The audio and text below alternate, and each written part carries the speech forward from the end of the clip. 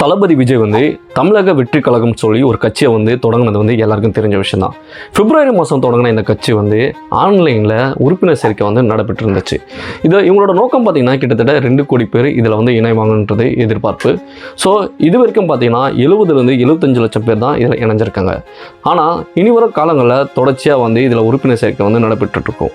So இவங்களோட அடுத்த கட்டமாக கட்சிக்குன்னு ஒரு கொடியை வந்து அறிமுகம் செய்யணும்னு பிளான் பண்ணியிருக்காரு தளபதி விஜய்.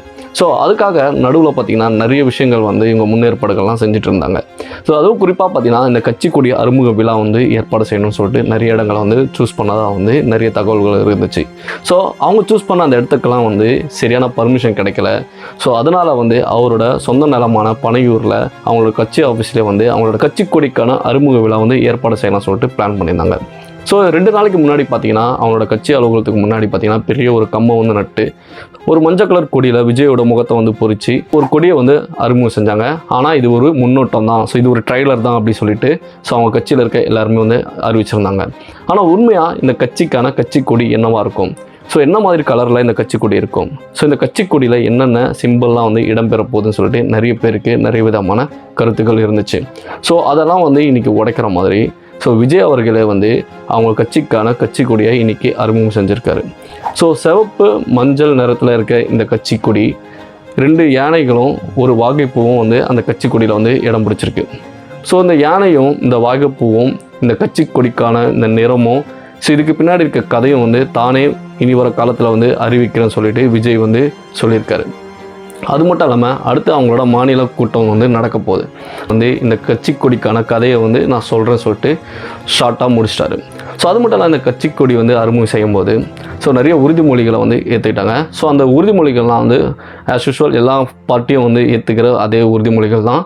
ஸோ ஃபார்மலாக வந்து ஸோ இந்திய குடியுரிமை பற்றியும் ஸோ தமிழ் மொழியை பற்றியும் தமிழ் மக்களை பற்றியும் ஸோ இந்திய சுதந்திரத்துக்காக பாடுபட்ட சுதந்திர தியாகிகளுக்காக ஒரு வீர வணக்கமும் வந்து இந்த உறுதிமொழியில் வந்து இருந்துச்சு. ஸோ இதெல்லாம் வந்து எல்லா கட்சிகளும் பண்ணுற ஒரு ஃபார்முலான ஒரு உறுதிமொழி தான் இருந்தாலுமே ஸோ இவங்க வந்து அதையும் வந்து பின்பற்றிருக்காங்க.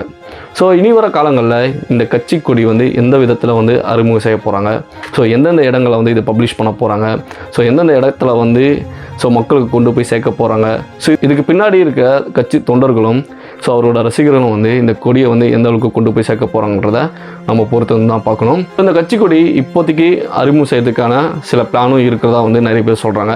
ஸோ அடுத்து இவரோட கோட் படம் வரதுனால ஸோ இந்த கட்சி கொடி மக்கள் மத்தியில் வந்து ஈஸியாக வந்து ப்ராப்ளம் ஆகும். ஸோ எல்லா தியேட்டர்கள்லையும் வந்து இந்த கட்சி கொடியை வந்து இவங்க ரசிகர்களும் இவங்க தொண்டர்களும் கொண்டு போவாங்க. ஸோ அதை பார்க்குற சாதாரண வெகுஜன மக்களுக்கும் வந்து இந்த கட்சி கொடி அதோட கலரு அதோட சிம்பிள் எல்லாமே வந்து ஈஸியாக போய் பதியுன்றது இவரோட நோக்கமாக இருக்குதுன்னு சொல்லிட்டு நிறைய பேர் கருத்து தெரிவிக்கிறாங்க. ஸோ என்னவா இருந்தாலுமே இப்போது ஒரு கட்சியை வந்து தொடங்கிட்டாரு, கட்சி கொடியை அறிவிச்சிட்டாரு. இதுக்கப்புறம் கொள்கைகளும் கோட்பாடுகளும் இருக்குது. இந்த கொள்கைகளும் கோட்பாடுகளும் வந்து தமிழக மக்களுக்கு வந்து பொருத்தமாக இருக்குமா, ஸோ அதை வந்து நம்பிக்கை தருமா, ஸோ அந்த நம்பிக்கையின் பிரதிபலனாக இவங்களுக்கு அந்த வெற்றி கொடுக்குமா, ஸோ ஒரு கட்சி கொடியில் இடம்பெற்றிருக்க அந்த வாக்கு வந்து இவர் சூடுவாரான்றதை நம்ம பொறுத்து தான் பார்க்கணும்.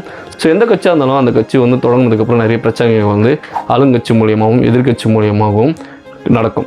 இந்த பிரச்சனைகள்லாம் வந்து எப்படி சமாளிப்பார், ஸோ சமூகத்தில் நடக்கிற பிரச்சனைகளுக்கு எப்படி ஒரு குரல் கொடுப்பார், ஸோ எந்த இடத்துல வந்து நிற்பார், எதுக்காக இவர் பேச போகிறாரு, ஸோ யாருக்காக பேச போகிறாரு, அதெல்லாம் பொறுத்து தான் இவரோட வெற்றி வந்து அமையும். ஸோ இது கட்சி கொடிகையை வந்து அறிவித்தது மட்டும் இல்லாமல் இந்த கட்சிக்கான பாடல்களையும் வந்து இவர் அறிவிச்சிருக்காரு. ஸோ அந்த பாடலும் வந்து ரசிகர்கள் மத்தியிலும் தொண்டர்கள் மத்தியிலும் ரொம்ப பெரிய ஒரு சந்தோஷத்தை வந்து கொடுத்துருக்கு. இடம்பெற்றிருக்க வரிகள்லாம் வந்து இதுக்கு முன்னாடி அரசியல் சேர்ந்த எல்லா தலைவர்களையும் வந்து தாக்குற மாதிரியும் இந்த ஆளுங்கட்சியும் சரி எதிர்கட்சியும் வந்து தாக்குற மாதிரியும் அதை பாடலை வந்து பதிவு பண்ண விஷயம்லாம் பார்த்திங்கன்னா ஆளுங்கட்சியும் எதிர்கட்சியும் வந்து தாக்குற மாதிரி தான் இருந்திருக்கு.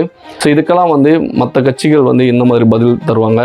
ஸோ அவர் எடுத்திருக்க இந்த ஆந்தம் பாடல்லாம் வந்து இவருக்கு கை கொடுக்குமா, ஸோ அந்த 3 எழுத்து மந்திரம்லாம் இவருக்கு வந்து கை கொடுக்குமான்றதெல்லாம் வந்து இனி பொறுத்து தான் பார்க்கணும். ஸோ இதெல்லாம் வந்து மக்கள்லாம் வந்து தீர்மானிப்பாங்க.